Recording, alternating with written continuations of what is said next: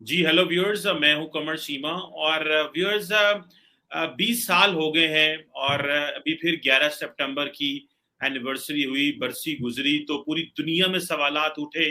America ने क्या खोया, क्या पाया, और बड़ी बहस छिड़ी। और क्योंकि अफगानिस्तान में जंग कंक्लूड हुई थी अमेरिका की, अमेरिका अपने सारे फौजी लेके चला गया। और मैं आज ही देख रहा था कहीं पे कि तकरीबन डेली अमेरिका $260 मिलियन अफगानिस्तान में लगा रहा था। ये $2 ट्रिलियन की वॉर और इतना नुकसान, और ये जो ग्लोबल एक इमेज जो है वो नीचे आया है।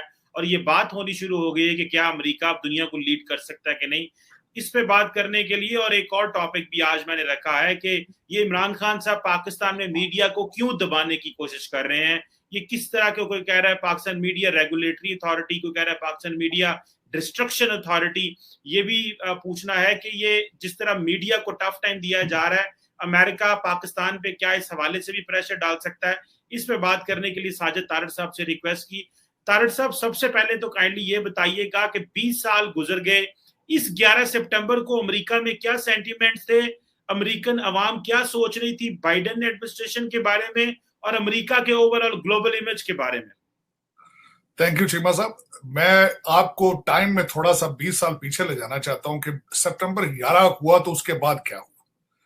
सबसे पहले तो मैंने खुद टावर जलते देखे, मैंने उनका धुआं निकलता देखा, फिर उसके बाद मैंने उसका इम्पैक्ट देखा। यहाँ पे जो यंग लड़के थे जिनके एक्सीलेंट किस्म के कैरियर मौजूद थे, उन्होंने कैरियर छोड़ के फौज ज्वाइन की। सब अमेरिका समझता था कि अटलांटिक ओशन जो है एक शील्ड है, उसको कोई क्रॉस करके क्रॉस द मेन लैंड, हम कहते हैं यहाँ पे मेन लैंड सॉइल पे आके अमेरिका को अटैक करना बड़ा मुश्किल था। लेकिन सितंबर 11 हुआ।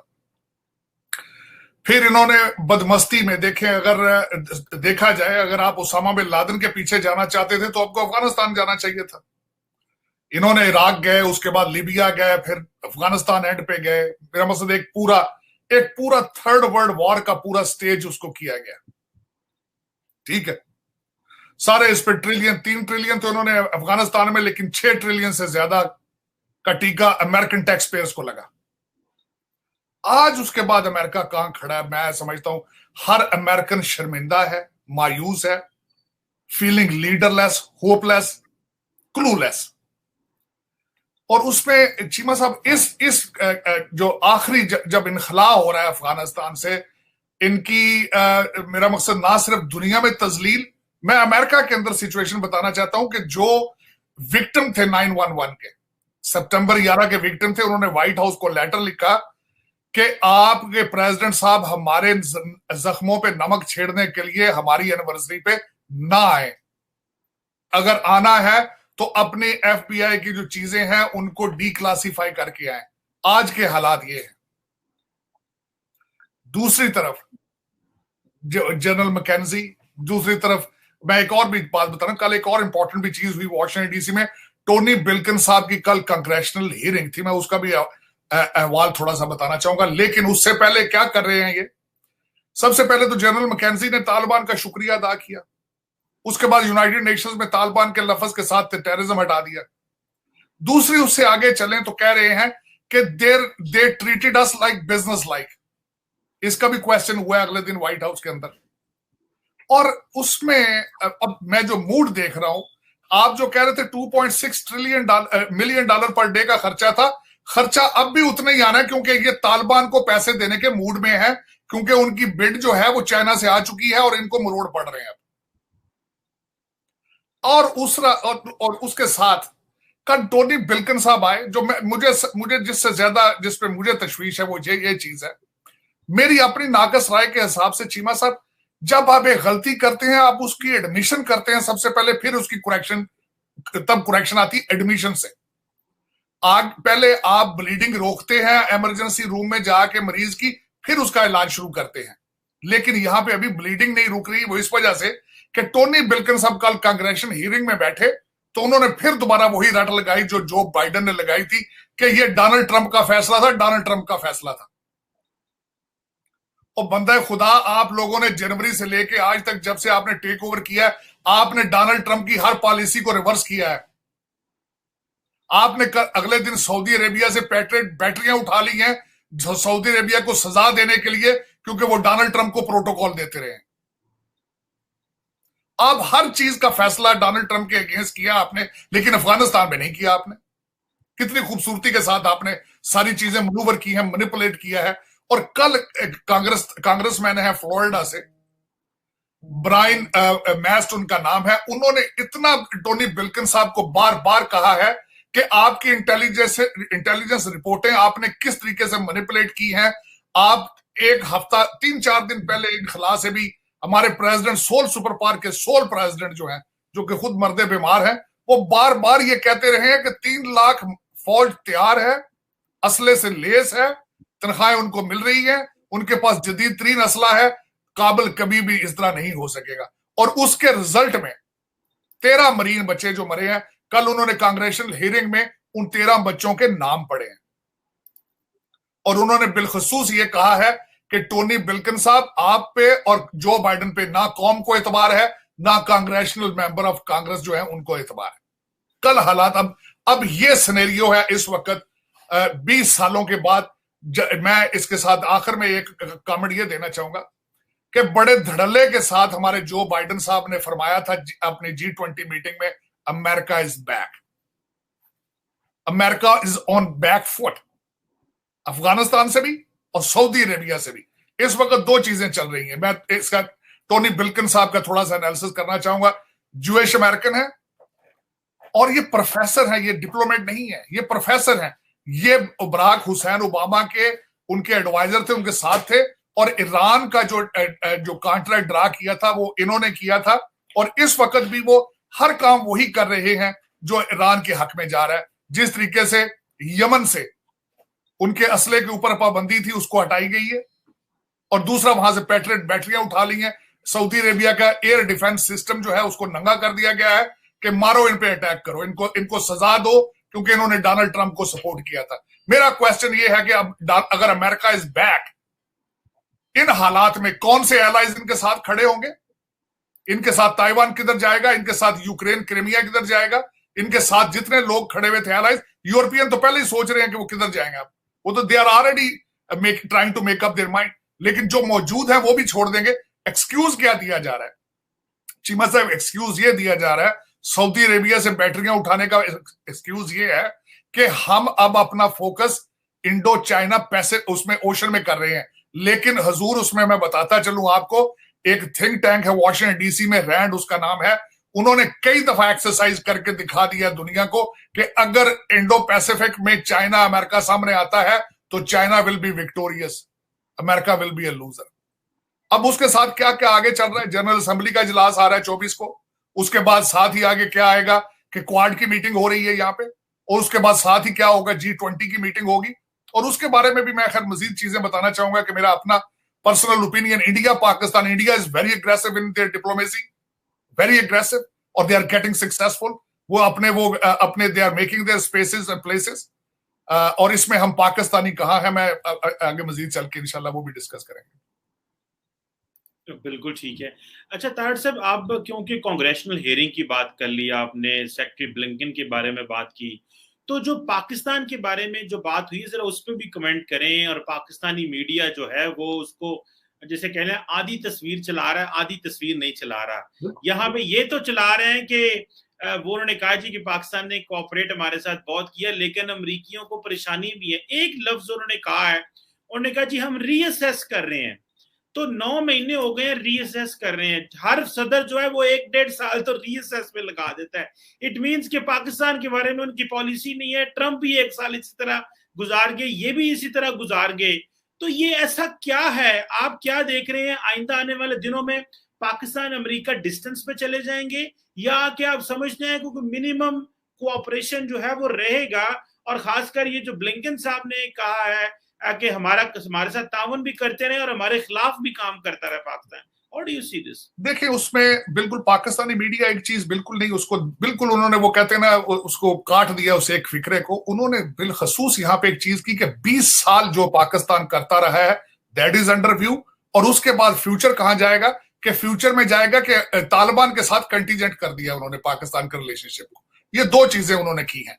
अब मैं थोड़ा सा इसको मजीद आगे बताना चाहूंगा कि इस वक्त मैं हमेशा पिछले 6-7 साल से कह रहा हूं आपकी डिप्लोमेसी फेल है, क्योंकि आप उनको बता ही नहीं सके अभी तक कि हम कहां खड़े हैं। यार या तो फिर जाके खुल खुला के जिस तरह आप नारे मारते हो, झंडे लगा दिए तालिबान के, कह दो भाई हमने किया था, हम साथ हैं उनके।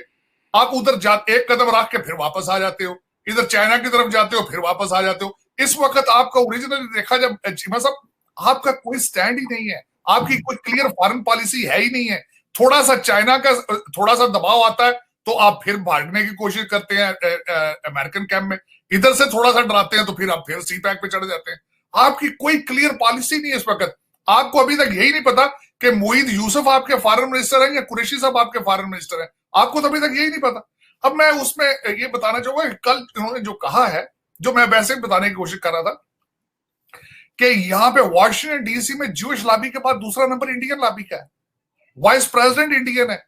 और आपको पता होना चाहिए कि जनरल असेंबली के इजलास में मोदी साहब खुद तकरीर करने आ रहे हैं और उसके बाद उनकी क्वाड की मीटिंग में बैठेंगे और उसमें अफगानिस्तान को डिस्कस करेंगे।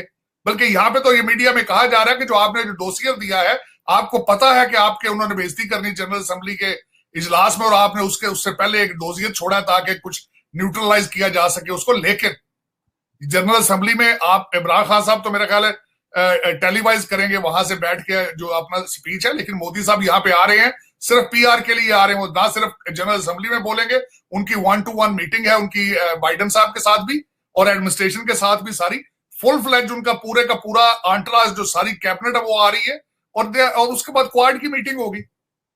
उसके बाद देखिए मैं थोड़ा सा बताना चाहता हूं, जो मैं पहले आपको मैंने अर्ज भी किया था कि इंडिया की डिप्लोमेसी के बारे में बात करूंगा, मैं उसके तनाजर में थोड़ा सा बात करना चाहता हूं।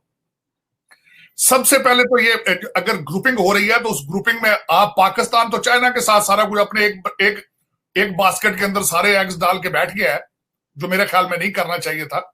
इनको बैलेंस करनी चाहिए थी चीजें, लेकिन इनसे हो नहीं रही क्योंकि डॉलर जो है वो ज्यादा इस वक्त चाइना से आ रहे हैं। अल्टीमेटली उनकी सिंपैथी उनके साथ है, रिलेशनशिप भी उनके साथ है, क्योंकि हमारे हर डिसीजन के पीछे डॉलर बेस होती है। लेकिन इस वक्त दूसरी दुनिया में क्या हो रहा है, सबसे पहले तो जो मेरे लिए अलार्मिंग था कि मोदी साहब ने ईस्टर्न इकोनॉमिक फोरम में स्पीच दी। उन्होंने रशिया के साथ अपने रवाबत बढ़ा रहे हैं, ऑस्ट्रेलिया के साथ 2-on-2 उनकी जो मीटिंग हुई उसके साथ उनके डिफेंस मिनिस्टर और जयशंकर साहब की। उसके बाद उसमें ये देखें कि ब्रिक्स में मोदी साहब बोले, और वो मेरा मकसद the way they are making their new relationship and nexuses उसमें वर्सेस आप कहां हैं। हर बंदा यहां पे नारे बड़े लगाए गए कि अगले दिन आपने 4 लोगों की बैठ के जो उनके इंटेलिजेंस के हेड है उनकी बैठक कराई। मैं उस बैठक के बारे में बताना चाहता हूं कि हर बंदा जो है इंडिया से होके वापसी पे रुका आपके पास। वो आप ये मेरा इस वक्त सबसे बड़ा क्वेश्चन मार्क पाकिस्तान के लिए ये है कि अगर तालिबान किसी चीज से स्लिप होते हैं, बल्कि उसमें चांसेस ज्यादा है, उसकी वजह यह है क्योंकि तालिबान एक ग्रुप का नाम नहीं है, वो तो 18 डिफरेंट ग्रुपों का नाम है। उनके अंदर कंसेंसस होना उनका अपना बड़ा मुश्किल है, क्योंकि वो मुख्तलिफ पार्टियां, आज देखें ना, हजारा ब्रिगेड उन्होंने बनाया था, हजारा लोगों को उन्होंने रिप्रेजेंटेशन नहीं दी। इस वक्त इंटरनेशनल लेवल पे अगर देखा जाए तो 4 उनके कैबिनेट मेंबर हैं, उनके ऊपर यूनाइटेड नेशंस की सैंक्शंस हैं। ये सारी चीजें दुनिया देख रही है और उसमें उन्होंने जिस तरीके से अपने आप को वो एक यूनाइटेड होके एक क्लियर पॉलिसी नहीं दे पाए तो फिर पाकिस्तान कहां जाएगा। आपने तो कहते हैं ना कि बेगानी शादी में अब्दुल्ला तो पहले दीवाना हो चुका है, तो वो आप इन चीजों को कवर किस तरह करेंगे, आप क्या लोगों को किस तरह, हाउ यू विल सर्वाइव। आपके जो 100-150 लोग डिसीजन मेकर हैं वो तो सारे लंदन आ जाएंगे, दुबई चले जाएंगे, पीछे मरेगा तो गरीब का बच्चा जब डॉलर 200 का होगा। जी बिल्कुल तारड़ साहब, ये तो इकोनॉमिकली सिचुएशन तो आज मैं देख रहा था डॉलर 170 का इमरान खान साहब की क़यादत में पाकिस्तान में इस वक्त हो चुका है।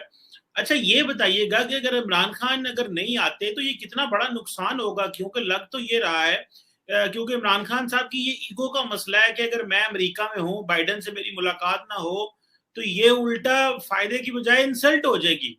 तो ये आप क्या समझते हैं कि इमरान खान तो चलो एक बाइडेन क्या नाम है, मोदी जी तो चलो एक मल्टीलैटरल फोरम, क्वाड और बड़ा कुछ डिस्कस करने आ रहे हैं, तो हमारा वज़ीर-ए-आज़म अगर अमेरिका ना पहुंचा तो ये तो अगर ऑनलाइन खिताब किया तो हमें तो इस वक्त अग्रेसिव डिप्लोमेसी की जरूरत है, दुनिया को बताने की जरूरत है कि अफगानिस्तान में हमारा क्या मौकफ है, माजी में हम क्या थे और अभी क्या है, एक दुनिया के साथ इंगेज होने की जरूरत है।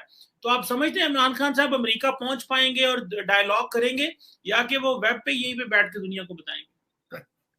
चीमा साहब, मैं देखिए, मैं शुरू से इस चीज को कहता था, हमारे हर डिसीजन के पीछे डॉलर होते हैं।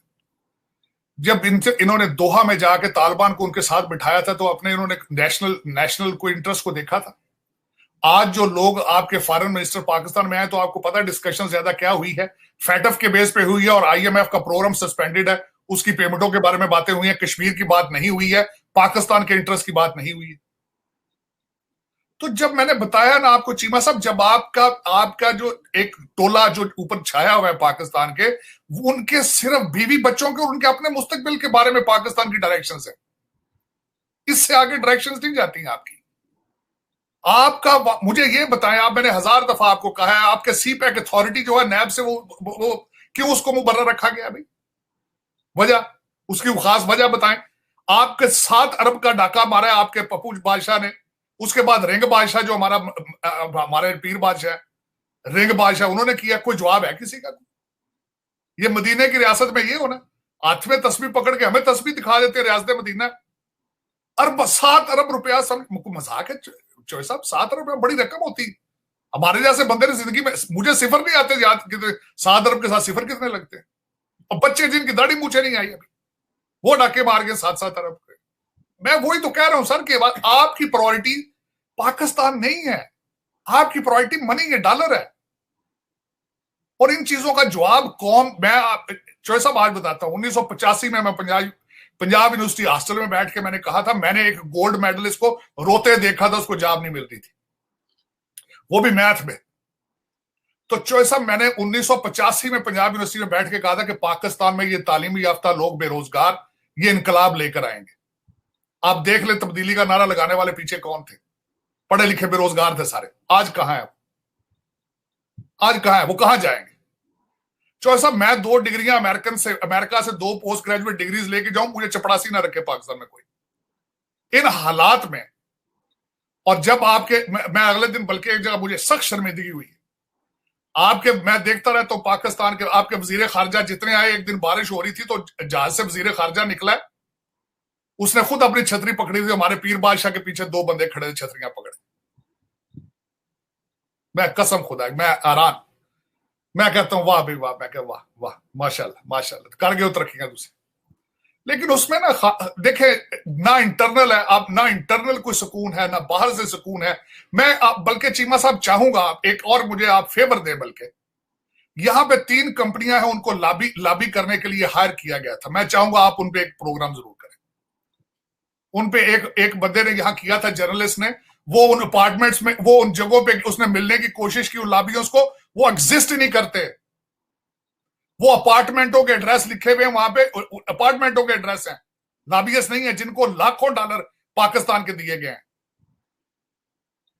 अगर आज के 21st सेंचुरी में, आज इतने क्रूशल हालात में, अगर आप अमेरिका में लॉबियस हायर करने के आड़ में आप पाकिस्तान को टीका लगाते तो आपको कहां जाएंगे? आपको जनरल असेंबली में बुलाएगा? क्योंकि आपका लॉबियस तो है ही नहीं है, आप खा गए उनके पैसे। तो वो तो, ये तो तब होता है जब नेशनलिज्म हो आपके अंदर, नेशनलिज्म। ये तो चीमा साहब, इसका जवाब मैं वॉशिंगटन डीसी में बैठ के, मेरे पास कोई नहीं, सिवाय आंसुओं के और खून के आंसुओं के अलावा कुछ भी नहीं। बिल्कुल सही है। आपने 1985 में तारड़ साहब पंजाब यूनिवर्सिटी के हॉस्टल में कहा कि इस मुल्क में जो बेरोजगार हैं वो पढ़े लिखे लोग ही बेरोजगार हैं। आज यकीन करके माने तारड़ साहब, आपने यहाँ पाकिस्तान में पीएचडी बेरोजगार है, छोड़े उनको, मास्टर्स को तो छोड़े, पीएचडी बेरोजगार है जिनको नौकरियां नहीं मिल रही। और यहाँ पे जो बैठे हुए हैं वो खायफ है कि वो बाहर से बंदा पढ़ के आ गया हमारी जगह ना ले ले, ये हमसे कोई अप टू डेटेड है या अपडेट है, इसको ज्यादा हम चीजों को हमसे नहीं। गैंगअप यहाँ बाहर से पढ़ के पाकिस्तान जाता है, उस पर गैंगअप कर जाते हैं, उसके खिलाफ घेरा डाल लेते हैं कि ये हमारी करप्शन ना पकड़ ले, ये हमें हमारा। जो सब जब करप्शन आपकी बोन मैरो में घुस जाए, जब आपकी हर बात के कहते हैं असली छो यार, कुत्ते का दसो की आग, तो उसमें जब रवाज बन जाए, अब बच्चियों के रिश्ते करप्शन की बेस पे दें, अब शराफत की बजाय देखें कि बंदा 2 नंबर कितना है, तो फिर सोसाइटी किस तरह एग्जिस्ट करेगी? अच्छा तारड़ साहब, इसी बात को आगे लेते हुए, ये इमरान खान साहब जो है, ये जो मीडिया को कंट्रोल करने की बात कर रहे हैं और वो समझते हैं कि मीडिया हमारे जेरे साया रहे, ये मीडिया की ही पैदावार है ये सियासी जमात, तो आप क्या समझते हैं हम पे ग्लोबल प्रेशर आ सकता है कि आप इस तरह मीडिया को, खासकर ये क्योंकि ये सोशल मीडिया को कंट्रोल करना चाहते हैं, ये जो डिजिटल जर्नलिज्म है, इन्होंने क्या किया कि इन्होंने मालिकान को तो कंट्रोल कर लिया, उनके मालिकान के कारोबार दबाए, उनके जो है वो उनके टैक्स के मामलात छेड़ लिए, और वो डर गए, उन्होंने कहा कि अगर हमने इन हुकूमतों को तंग किया तो कल को हमारे लिए मसाइल पैदा होंगे। तो अब उनको पता चला कि ये जो आजाद आवाज है वो तो डिजिटल मीडिया पे है, तो आजाद आवाज को कैसे दबनाएं। तो अभी ये जो बिल लेके आए, जिसपे कल सदर पाकिस्तान वो खिताब कर रहे थे और उनको इतनी जो है उनकी इंसल्ट कहने हुई कि वहां पे मीडिया के लोग नहीं थे, वो ताले मार दिए हुकूमत ने कि प्रोटेस्ट ना हो, ऑपोजिशन अलहदा प्रोटेस्ट कर रही थी, मीडिया बाहर सड़कों पे था। तो आप क्या देख रहे हैं, ये इमरान खान साहब ये क्यों जो फ्रीडम ऑफ स्पीच है उसको दबाने की कोशिश कर रहे हैं? मैं तो समझता हूँ जो ताला इन्होंने लगाया वहां पे प्रेस गैलरी को, अच्छा हुआ है वो तकरीर नहीं सुन सके बेचारे प्रेस वाले, नहीं तो वो बेचारे और खून के आंसू रोते कि उन्होंने तो खान साहब की तारीफ में इतने कलाबे मिला दिए, उन्होंने कहा जी यहाँ पे खान साहब की शागिर्दी करें, सारी दुनिया आगे इकट्ठी होगी। तो वो तो अच्छा ही हुआ मेरे ख्याल में, चले वो मीडिया ने नहीं सुना। लेकिन मेरी एक क्वेश्चन ये है, चीमा साहब आवाज दबाने से दब जाती है? सवाल ही नहीं पैदा होता। देखिए लोग वहां से, मेरा एक क्वेश्चन मार्क, पाकिस्तान में तो हर चीज जायज है ना, पाकिस्तान में हर चीज हो सकती है, हर चीज इसको कहते हैं मैनेज करना, कहते हैं जाओ फलाने को मैनेज कर लो, ये तो टर्म है आपकी सोसाइटी में। और यार फलाने को मैनेज नहीं कर पाए, फलाने को मैनेज कर लो यार, तो ये तो मैनेज हो जाएंगे, मीडिया तो मैनेज हो गया। जिस तरह आपने खुद फरमाया कि आपके चैनल मालिकान है बेचारे, क्या करें, वो मजबूर है, इश्तिहार लेने होते हैं, अखबार ने वो भी मैनिपुलेट, हर शय मैनिपुलेट। लेकिन मेरा एक क्वेश्चन मार्क है कि लोग पाकिस्तान से नहीं बोलेंगे, दुबई आके चैनल बना लेंगे अपना, उसका क्या करेंगे आप? लोग इंग्लैंड में चैनल बना लेंगे, उसको किस तरह करेंगे आप कितना दबाएंगे इस मुल्क को? मेरी समझ से बाहर। आवाज दब सकती है, आप मीडिया की लोग मारने से भी आवाज नहीं बंद होती, आप कत्लेआम कर दें फिर भी आवाज निकल आती। तो आज के दौर में ये जो फेक न्यूज ये कर रहे हैं, हमारे डोनाल्ड ट्रंप साहब ने इस फ्रेज को निकाला था, अजूर अर्ज ये है कि यहां भी मीडिया को कंट्रोल वो नहीं कर सके। हालांकि यहां भी मीडिया के हालात वो हैं क्योंकि media has become an industry now, लेकिन फिर भी अभी जर्नलिज्म के कुछ ना कुछ हालात हैं, लोग अपनी अपनी ओपिनियन एक्सप्रेस कर पा लेते हैं। बल्कि मैं ये कहूंगा कि मीडिया इतना स्ट्रांग है कि उन्होंने प्रेसिडेंट ऑफ अमेरिका उड़ा के रख दिया है, एस्टेब्लिशमेंट और मीडिया की वजह से डोनाल्ड ट्रंप लूज किया उसने। तो ये आप किस तरह कर पाएंगे? परवेज मुशर्रफ नहीं कर पाया, इसको अयूब खान नहीं कर पाया, किस तरीके से ये क्या करें? हिस्ट्री को क्यों नहीं पढ़ते खुदारा? अगर हिस्ट्री को पढ़े तो इनको पता चले कि ये चीजें नहीं हो सकती, बल्कि एक्शन हैज रिएक्शन। अब जितना दबाएंगे उसका उतना ज्यादा रिएक्शन होगा। और मैं यहां पे खासकर एक और अर्ज करना चाहता हूं कि ये पाकिस्तान में पहली दफा नहीं हुआ, इसकी तो हिस्ट्री मौजूद है। इसको तो आप देखें कि बड़े बड़े आमर आए, जियाउल हक से बड़ा कौन डिक्टेटर होना था सख्त किस्म का, जिसने हर शहर में कोड़े मारे, फिर भी आवाज तो बंद ना हो सकी।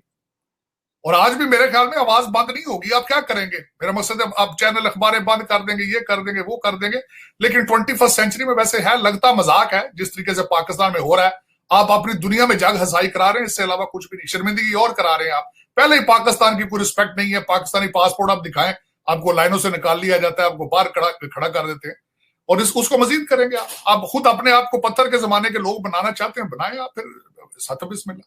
लेकिन ये कि आवाज बंद नहीं होगी। मेरा ये मशवरा ये होगा कि कोई और हालत ढूंढो। मेरा ख्याल है यहाँ देखो, वैसे एक मेरा मशवरा है ना, लोड शेडिंग शुरू कर रहे हैं, बंदे टीवी वेखण ही ना। आज वो तारड़ साहब, पाकिस्तान में 2 इंग्लिश चैनल हैं। आप देखें हमने दुनिया को क्या कहानी सुनानी है। हम कहते हैं जी इंडियन मीडिया बहुत प्रोपेगेंडा करता है, हम ये करते हैं, हमारे जो चैनल है वो हमारे लिए प्रोपेगेंडा करते हैं ना, हमें कहानी सारी सुना दे। दुनिया को सुनाने के लिए हमारे पास कुछ नहीं है। पाकिस्तान में मैं आपको बताऊं तारड़ साहब, 2 इंग्लिश चैनल है, एक सरकार का पीटीवी वर्ल्ड और एक इंडस न्यूज था। वो मलिक रियाज साहब के पास था, वो था किसी का, वो फ्लॉप हो गया तो उन्होंने जबरदस्ती मलिक रियाज को बेच दिया, उन्होंने कहा चल पैसे पारे दे। मलिक रियाज साहब ने उसके पैसे भरे, वो साल एक उन्होंने चलाया, इंग्लिश चैनल है। आज वो भी बंद कर दिया। उन्होंने कहा जी मेरे पास 200 बंदे को पैसे देने के लिए, मेरे पास कोई तनख्वाह देने के लिए मेरे पास कोई पैसा नहीं है, पाजो। तो अभी जो हम दुनिया को अपनी कहानी सुनाना चाहते थे वो तो कहानी हम बता ही नहीं सकते, हमारे पास तो सोर्स ही नहीं है। हमारे सरकारी चैनल ने तो अफगानिस्तान में रिपोर्टर नहीं भेजा जी कि दुनिया में बताएंगे वहां पे हो क्या रहा था। सो अगर आज पाकिस्तान का एक अंग्रेजी चैनल बंद हो गया तारड़ साहब, तो आप इमेजिन कर लेंगे इस वक्त दुनिया को बात सुनाने के लिए हमारे पास कोई चैनल नहीं है। दुनिया को प्रिंट अखबारें पढ़नी पड़ती हैं या फिर एक स्टेट टीवी है जिसको सुनना पड़ता है, जो कि जारी बात है स्टेट टीवी फिर अपनी बात सुनाता है। So this is what we are passing through sir. इस वेरी, मेरे ख्याल में बहुत बुरा है जो कुछ भी हो रहा है पाकिस्तान में, इस तरह नहीं होना चाहिए। पहले ही आपके ऊपर इतना ज्यादा प्रेशर था, पहले ही आप आजादी को नहीं थी, जर्नलिस्टों की डेड बॉडीज मिलती थी, आके थप्पड़ मारते थे, घरों में घुस घुस के मारते थे। अहमद बीर साहब का देख ले, बेचारा इबरत का निशान बन चुके हैं वो। और मैंने खासकर जो बिल पढ़ा है उसमें तो खैर तौबा तौबा वाली गल कि हर चैनल को 25 करोड़ जुर्माना और हर इंडिविजुअल बेसिस पे 2.5 करोड़ और 3 साल जेल। और उसके बाद आपने अगर डिजिटल बनाना है, एनओसी लेना है, एनओसी या तो फिर उसमें रिश्वत लेंगे या फिर टेलीफोन ऊपर से कहीं आएंगे। पहले ही हालात खराब है, पहले आपकी आजादी का तो पहले ही कोई नहीं है। मैंने तो अगले दिन किसी जगह बैठा था, मैं 1947 में आपने हाइब्रिड इंडिपेंडेंस लिया, आपकी हर चीज तो हाइब्रिड है इस वक्त, hybrid independence, hybrid journalism, hybrid हर चीज। मैंने वैसे इसमें तो अब देखें, अल्लाह ताला ये दुआएं खैर ही की जा सकती। चीमा साहब, हम लोग यहाँ वॉशिंगटन डीसी में बैठ के, मैं पहले भी एक दो दफा मैंने अर्ज की है कि जब आप बाहर बैठते हैं आपको तकलीफ ज्यादा होती है। उसकी वजह यह है कि आप देखते हैं दूसरे ममालिक किस तरीके से ग्रो कर रहे हैं, फ्लरिश कर रहे हैं, और आपका रिवर्स गियर है वो तो 73 साल का रिवर्स गियर है, रुका नहीं है और रुकना नजर भी नहीं आ रहा। उसकी वजह यह है कि आपके साथ श्रीलंका 1947 में आजाद हुआ, उसके बाद कई ममालिक आपसे बाद में, कोरिया की मिसाल ले लें और कई कंट्रीज देख लें, आजाद हुए, लेकिन कहां से कहां चीजें जा रही हैं। हमारा सबसे बड़ा मसला है कि आप, अगर मैं एक हाईली रिकमेंड करूंगा आपके जरिए कि अपने बच्चों को, अपने यंग जनरेशन को ये कहूंगा, प्लीज अच्छी अच्छी किताबें हिस्ट्री की लेके पढ़ें, ताकि आपको पता तो हो कि आपके भुट्टो आज किस तरह जिंदा है। वो अब मर ही नहीं रहा बेचारा, कोरोना के भुट्टो तो दो जिंदा है, आपको ये पता चले।